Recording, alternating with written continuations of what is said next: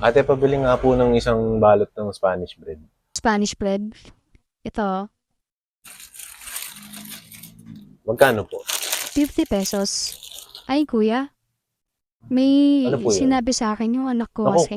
May umutang pa daw ng bigas. hindi po ako umuutang. Ngayon pa lang po ako lumabas. Ngayon pa lang nga po ako bumibili. Sabi kasi ng anak ko, ikaw daw yung umutang sa kanya ng bigas. Bigas? Hindi po ako bumibili ng bigas.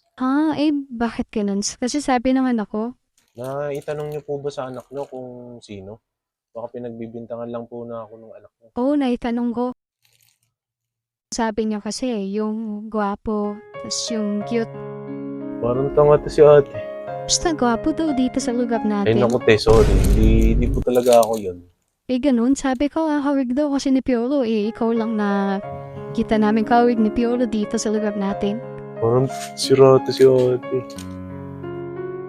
Tawag ni Piolo? Oo nga. Magkano po ba yun? Nasa 250. O, sige po, babayaran ko na po. Ayan, ang pogi-pogi mo. Magkano po yung total? Anak ka ng pu.